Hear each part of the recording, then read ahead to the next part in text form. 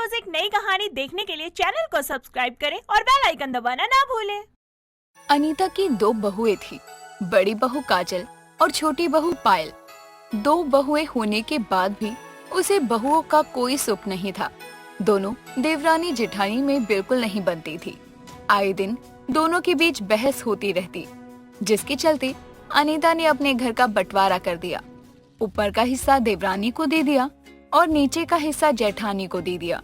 फिर भी उसके घर के झगड़े कम होने का नाम ही नहीं लेते थे। सुबह के समय अनीता बाहर से घर आती है और देखती है कि दोनों बहुएं आपस में लड़ रही थी। ये क्या कर रही हो तुम दोनों? क्यों आपस में कटी मरी जा रही हो? दोनों का बंटवारा कर दिया है, फिर भी दोनों को आपस में चैन नहीं है क्या? माँ जी, मैंने कुछ नहीं किया।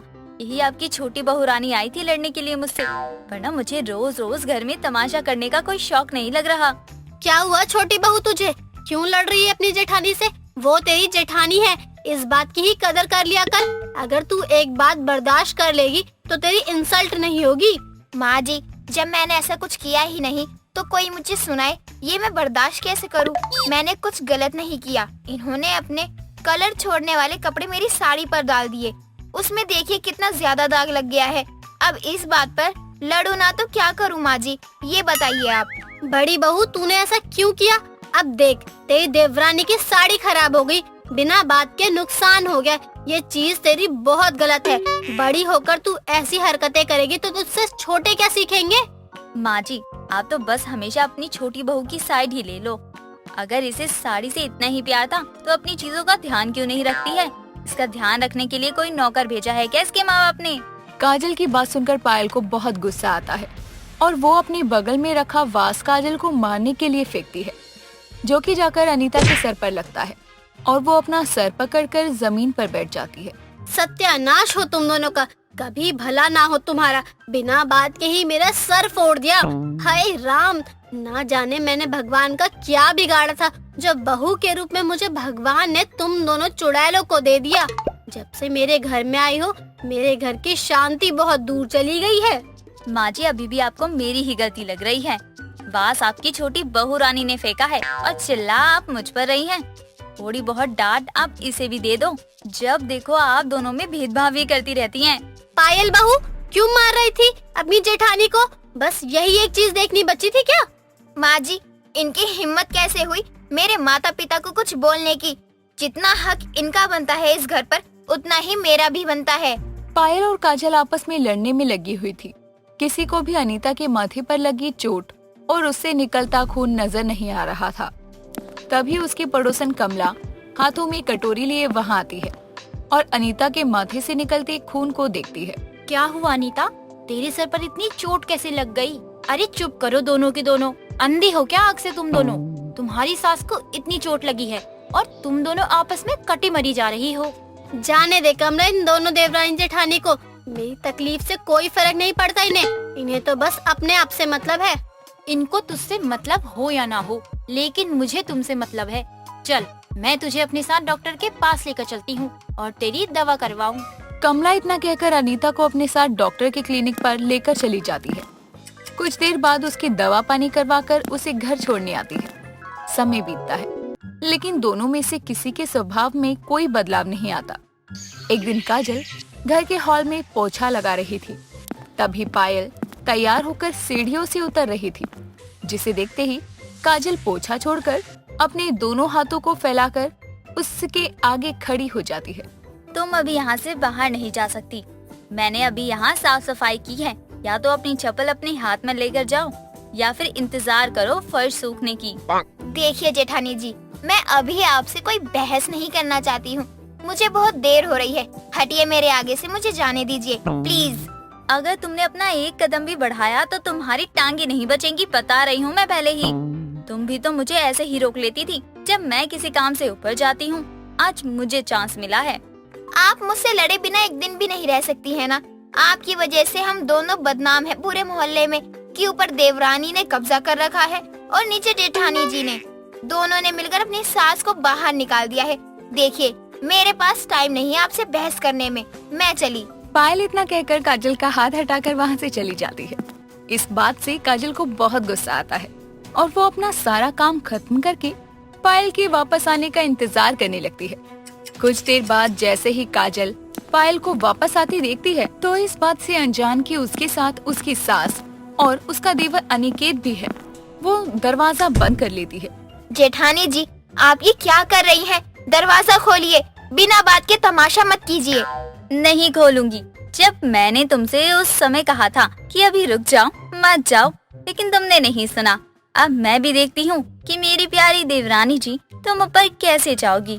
इतनी अकड़ में जाते हुए तुम भूल ही गई कि नीचे तुम्हारी जेठानी रहती है, तुम नहीं।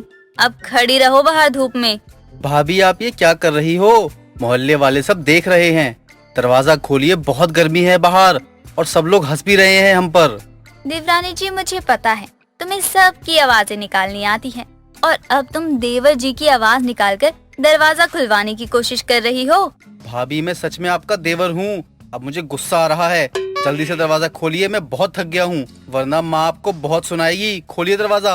अनिकेत बेटा बिल्कुल सही कह रहा है।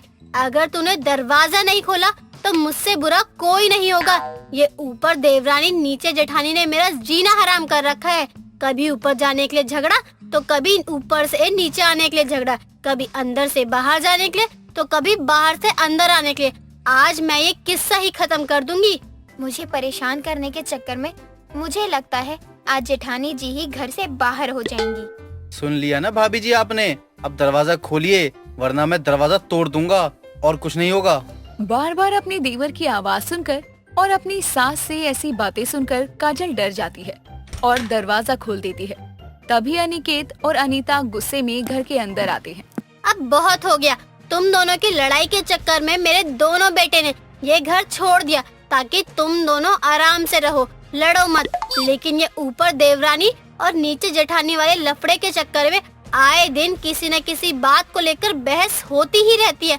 अब मैं इस घर को बेच ही दूंगी और जो पैसा आएगा उसका एक बार में ही बंटवारा कर दूंगी। रोज रोज की किचकिच ही खत्म। सही कह रही हैं माँ आप। मैं भी आपके साथ हूँ। इसके बाद आप मेरे और भैया के साथ रहेंगी। इन लोगों को जहाँ रहना है वहाँ रहें। मैंने क्या किया है? मैं तो आप लोगों के साथ थी। तुम भी कोई सीधी नहीं हो, सब पता है मुझे। कभी किसी एक की गलती नहीं होती है। सही कहा है बेटा तूने। कल ही किसी को ढूंढ कर अपना घर बेच दूंगी। नहीं नहीं माँ जी, मुझे माफ कर दीजिए। बड़ी होकर मैंने अपनी जिम्मेदारी नहीं समझी, मुझे माफ कर दीजिए। लेकिन ये घर मत बेचिए, इतना बड़ा घर है हमारा। अगर इसका सारा पैसा एक जगह लगाएंगे तो कुछ काम आएगा, बांटने से कुछ नहीं होगा। हाँ माँ जी, जेठानी जी सही कह रही हैं। आप ये घर मत बेचिए। हम आपसे वादा करते हैं कि हम दोनों देवरानी जेठानी कभी ऊपर नीचे को लेकर नहीं लड़ेंगी, ना ही कोई तमाशा करेंगी घर में। बस एक मौका दे दीजिए। अपनी दोनों बहुओं को अपनी गलती पर पछताते देखकर अनीता उन्हें माफ कर देती है और अपना घर बेचने की बात दिल से निकाल देती है। जिसके बाद दोनों देवरानी जेठानी ऊपर नीचे अपने अपने हिस्से में बिना लड़ाई के रहना शुरू कर देती है, जिससे अनीता के घर में शांति का माहौल बन जाता है और वो चैन की सांस लेती है। निर्मला देवी अपने बेटे अभिनव और बहू रुबीना के संग जिंदगी के बचे हुए पल सुख और शांति से बिता रही थी। लेकिन रुबीना आए दिन अभिनव से किसी न किसी दिन छोटी छोटी बातों पर लड़ा करती और मोटे खर्चों के लिए पैसे मांगती, जिसके चलते अक्सर पति पत्नी में झगड़े शुरू हो जाते। ऐसे ही एक शाम अभिनव के काम से आते ही रुबीना उसे कहती है, अभिनव, मुझे 2000 रुपए देना, कुछ काम है मुझे। रुबीना, मैं तुम्हारे इन रोज रोज के पैसे मांगने की आदत से थक गया हूँ। अरे मैं नौकरी करता हूँ, कोई कंपनी नहीं चलाता जो इतने कुछ कहीं ना कहीं से तुमको देता रहूं। अरे अब तुम्हारी पत्नी अपनी जरूरतों के लिए तुमसे पैसे नहीं मांगेगी तो क्या पड़ोसियों से मांगे? मुझे भी कोई शौक नहीं है तुम्हारे सामने रोज रोज हाथ फैलाने का, लेकिन जब तुम्हारे दिए पैसों से मेरी जरूरतें पूरी ही नहीं होती तो क्या करूं? मुझे मार दो, उसके बाद मेरे बीमे के पैसे से ऐश कर लेना। ना जाने कौन सी घड़ी में मैंने तुम जैसी लड़की से शादी करी। अभिनव इतना बोलकर गुस्से में अपनी बाइक लेकर घर से बाहर जाता है। बहुत देर हो जाती है लेकिन अभिनव वापस नहीं आता, जिस पर निर्मला रुबीना से कहती है, बहू, अभिनव का फोन लगा क्या? ना जाने ये लड़का कहाँ चला गया। काम से तो आ गया था। तुम दोनों में कोई बहस तो नहीं हुई ना आज? नहीं माँ जी, हमने तो लड़ना कब का छोड़ दिया। मुझसे कहकर गए थे एक दोस्त से मिलकर आता हूँ, अब फोन भी बंद आ रहा है उनका। मैंने उनके सभी दोस्तों को फोन मिला लिया। मुझे तो डर लग रहा है कहीं कुछ हो ना गया हो मेरे बच्चे को। माँ जी शुभ शुभ बोलिए, कुछ नहीं होगा उनको। रुबीना निर्मला को संभालती है। तभी उसके फोन पर कॉल आता है, जो कॉल पुलिस स्टेशन से था। कॉल आने पर दोनों सास बहू भागकर पुलिस स्टेशन जाती है, जहां पर इंचार्ज इंस्पेक्टर उनसे कहता है, देखिए आपका नंबर हमें एक फोन से मिला, वो है ये फोन। इंस्पेक्टर एक फोन दिखाता है निर्मला और रुबीना को, जो कि अभिनव का था। ये देखकर रुबीना कहती है, इंस्पेक्टर साहब, ये तो मेरे पति अभिनव का फोन है। कहाँ है वो? कब से हम उनको फोन लगा रहे हैं, लग ही नहीं रहा था उनका फोन। देखिए ये फोन हमें शहर के बाहर की नदी के ऊपर वाले ब्रिज पर मिला। वहाँ एक एक्सीडेंट हुआ था, जिसमें एक बाइक सवार बाइक समेत नदी में गिर गया। बाइक तो मिल गई, लेकिन उस आदमी का कोई पता नहीं है। हमारी तलाश जारी है, लेकिन अगर 48 घंटों में उनकी बॉडी नहीं मिली तो उनको मृत घोषित कर दिया जाएगा। क्या मेरा बेटा नदी में गिर गया? नहीं साहब, ये नहीं हो सकता, वो मर नहीं सकता। ढूंढिए उसको, मेरा बेटा जिंदा होगा। माँ जी संभालिए खुद को। सर मेरे पति को ढूंढिए, वो ऐसे नहीं जा सकते, मुझे छोड़कर नहीं जा सकते वो। पुलिस बहुत ढूंढती है, लेकिन अभिनव का कोई पता नहीं चलता। काफी छानबीन के बाद जब उसकी बॉडी नहीं मिलती, तो पुलिस अपनी तरफ से उसको मृत घोषित कर देती है, जिसके बाद निर्मला और रुबीना की जिंदगी बदल जाती है। बेटी के जाने के बाद से निर्मला का रो रो कर बुरा हाल था, जिस पर रुबीना उसे समझाते हुए कहती है, माँ जी संभालिए आप अपने आप को। आप ऐसे टूट जाएंगी तो मेरा क्या होगा? मेरी मांग का सिंदूर चला गया, अब मेरे पास बस आप हैं। आप ही ऐसे बिखर जाएंगी तो मैं तो मर ही जाऊंगी। नहीं बहू, एक अब तू ही तो बची है मेरे पास, मेरी अपनी कहने को। तेरे लिए ही तो जीना है मुझे। जी माँ जी। अच्छा माँ जी, वो टेंट वाले को पैसे देने हैं, शोक सभा का टेंट लगवाना है ना, तो एडवांस देना होगा। निर्मला अपनी कमर से चाबियों का गुच्छा निकालकर रुबीना के हाथ में देते हुए कहती है, ले बहू, अब तू ही संभाल इस घर को। दे दे जिसको जितने पैसे देने हैं, और चाबियाँ संभाल के रखियो। जी माँ जी ठीक है, मैं आपकी दी हुई जिम्मेदारी को अच्छे से निभाऊंगी। चाबियां अपने हाथ में आते ही रुबीना के पंख निकल आते हैं। अब वो आए दिन निर्मला से छुप छुप कर तिजोरी से पैसे निकालकर कभी शॉपिंग करके आती, तो कभी ब्यूटी पार्लर में जाकर खुद पर बेफिजूल का पैसा खर्च करती। ऐसे ही एक दिन पड़ोसन कमला को पैसों की जरूरत थी, जिसके लिए वो निर्मला के घर आकर उसे कहती है, माफ करना निर्मला, तेरे से मदद मांगने आई हूँ उस वक्त जब तेरे पास खुद कमाई का तेरा सहारा बेटा नहीं है। लेकिन क्या करूँ, हालत बहुत खराब है। अरे कमला तू बोल तो, देख हालात जो भी हो मेरे, अगर मैं तेरी मदद करने की काबिल हुई तो जरूर करूँगी। वो मुझे ना कुछ पैसों की जरूरत है। मेरे बेटे का ऑपरेशन होना है, कुछ पैसे कम पड़ रहे हैं। अगर तू मदद कर देगी तो वो बच जाएगा, उसको कैंसर है ना। क्या ये तूने मुझे पहले क्यों नहीं बताया? और कितने पैसों की जरूरत है तुझे?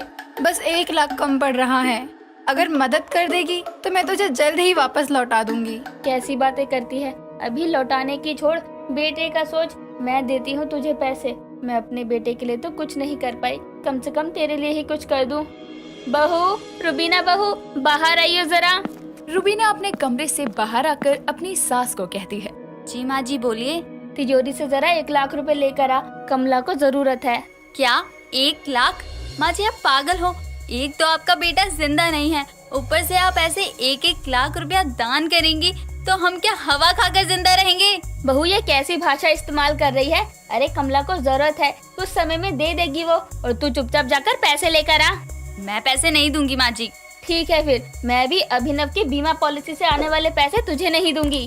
बीमा पॉलिसी के पैसे आ गए, ये बुढ़िया कितनी तेज है, अभी 1 लाख देने में ही भलाई है। रुबीना अपने कमरे में जाती है और तिजोरी से 1 लाख रुपए निकालकर निर्मला को देते हुए कहती है, लो माँ जी 1 लाख रुपए, जिसे देना है दे दो, बीमा पॉलिसी के पैसे मुझे दे देना। निर्मला पैसे लेकर कमला को दे देती है और वहाँ से भेज देती है, जिसके बाद वो अपनी बहू से कहती है, अभी बीमा पॉलिसी के पैसे नहीं मिले, क्योंकि बीमा वाले अभिनव को अभी तक मृत नहीं मानेंगे जब तक उसकी बॉडी नहीं मिल जाती। वो तो तू पैसे लाकर दे दे, इसलिए मैंने ऐसे बोला। निर्मला की ये बात सुनकर रुबीना गुस्से से कमरे में चली जाती है, लेकिन अपनी बहू का ये बदला रूप देखकर निर्मला खुद से कहती है, हो ना हो ये बहू कुछ ना कुछ झूठ तो जरूर बोल रही है, और अचानक ही अब इसके हाव भाव बदले भी लग रहे हैं। आखिर क्या माजरा है? मेरी ये विधवा बहू मुझसे क्या झूठ बोल रही है? निर्मला अब रुबीना की हरकतों पर नजर रखना शुरू करती है, जिस पर उसको पता चलता है कि रुबीना रोज कम से कम 2 घंटे के लिए घर से बाहर जाती है। ऐसे ही एक शाम रुबीना के फोन पर पुलिस से कॉल आता है और बात करने के बाद वो अपनी सास से कहती है, माँ जी, पुलिस स्टेशन से कॉल आया था। उनको एक लाश मिली है, लेकिन पानी में रहने के कारण वो खराब हो चुकी है, तो पहचान के लिए बुला रहे हैं। मैं होकर आती हूँ। बहू मैं भी चलूंगी, आखिर मेरा बच्चा हुआ तो पहचानूंगी तो मैं ही ना। माँ जी, लाश बहुत सड़ चुकी है और अगर आप ऐसी हालत में उनको देखेंगी तो क्या बीतेगी आप पर। मैं खुद को संभाल लूंगी, तू चल लेकर मुझे। रुबीना को ना चाहते हुए भी निर्मला को लेकर जाना पड़ता है, जिसके बाद पुलिस स्टेशन पहुंचकर पुलिस वाले जो लाश दिखाते हैं उसका चेहरा पूरी तरह से खराब था, लेकिन फिर भी रुबीना उसे पहचानते हुए कहती है, ये तो मेरे अभिनव है। अभिनव, ये क्या हुआ? कैसे हो गया? भगवान मुझे भी उठा ले। ये अभिनव नहीं है इंस्पेक्टर साहब, ये अभिनव नहीं है। मैं अपने बेटे को अच्छे से पहचानती हूँ। माँ जी, ये आप क्या कह रही हैं? ये अभिनव ही है। इतने समय पानी में लाश रहने की वजह से ये ऐसे हो गए हैं। ये आप दोनों क्या बोल रही हैं? एक कह रहा है अभिनव है, एक कह रहे नहीं है। आखिर सच क्या है? सच ये है इंस्पेक्टर साहब कि ये मेरी झूठी विधवा बहू का एक और झूठ है। ये फिर से एक झूठ बोल रही है। ये मेरा बेटा अभिनव हो ही नहीं सकता, क्योंकि अभिनव तो जिंदा है। क्या? माँ जी, आप पागल तो नहीं हो गई? सदमा लगा है क्या आपको बेटे के जाने का? अभिनव बेटा अंदर आओ। निर्मला की इतना बोलते ही अभिनव टूटी फूटी हालत में शरीर पर जगह जगह पट्टियां बांधे सबके सामने आता है।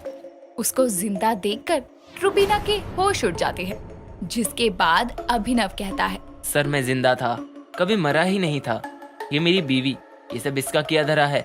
जिस दिन से मैं गायब हुआ उस दिन। अभिनव के गुस्से में घर से निकलने के बाद रुबीना भी उसके पीछे गई और एक ऑटो से अभिनव का पीछा करके उसको रोका, जहां थोड़ी बहसबाजी में रुबीना ने अभिनव के सर पर एक पत्थर मारकर उसे बेहोश किया। फिर अपने एक पुराने आशिक की मदद से उसको एक खाली मकान में ले जाकर बंदी बना दिया और उसकी बाइक को ब्रिज से नीचे गिराकर उसके मरने का झूठा खेल रचा। ये सब इसने बस गुस्से में और लालच में किया, ताकि मेरे मरने के बाद बीमा के पैसे और घर की चाबियां इसके हाथों में आए। वो तो इसका पीछा करके मुझे पता चला कि ये रोज कहाँ जाती थी, तब ये सच मेरे सामने आया और मुझे पता था बीमा के पैसों के लिए ये किसी भी लाश को अभिनव बना देगी, इसलिए मैंने आपसे फोन करके ये झूठ बोलने को कहा।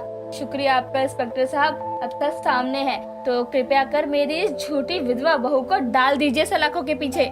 निर्मला की समझदारी से इतने बड़े झूठ का पर्दाफाश होता है और एक माँ को उसका बेटा सही सलामत वापस मिलता है। दोस्तों, अगर आपको ये कहानी पसंद आई तो इसे लाइक करें, शेयर करें और कमेंट करके बताएं कि कहानी में आपको सबसे अच्छा क्या लगा।